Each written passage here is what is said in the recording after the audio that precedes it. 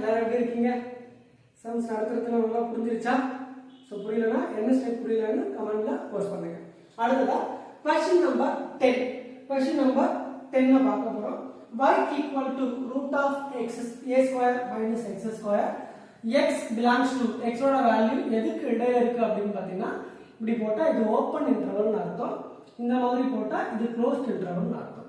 Open interval of minus a comma plus a அப்படின்னா minus ஏக்கும் plus ஏக்கும் இடைப்பட்ட மதிப்புகள் தான் இருக்குன்னு அர்த்தம். என்ன ப்ரூவ் பண்ணணும்?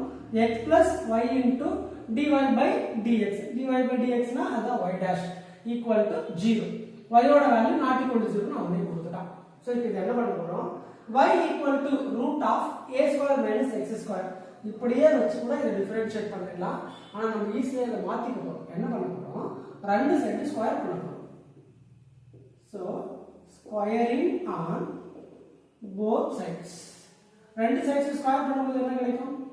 அப்போ y square equal to square root remove ஆயிடும். இப்போ a square minus x square. இப்போ டிஃபரன்ஷியேட் பண்றதுக்கு ஈஸியா இருக்கும். அடுத்து differentiate with respect to x. y square differentiate பண்ணா x power என்னோட ஃபார்முலா வந்துருங்க, nx power n minus 1. Differential ஃபார்முலாஸை ஃபுல் மல்டிப்ளை வச்சிருக்கணும். அப்பதான் சம்ஸை நம்ம எளிமையா போட முடியும். சரி கரெக்ட்டுங்களா? So y square equal to a square minus x square. Differentiate பண்ணும்போது y square டிஃபரன்ஷியேட் பண்ணா 2y. அதோட விட்டுறக்கூடாது, இங்க y ன்றது ஃபங்க்ஷன். அப்போ y டிஃபரன்ஷியேட் பண்ணும்போது y dash கிடைக்கும். That is y dash ன்றது தான் இங்க என்ன போட்டுருக்காங்க?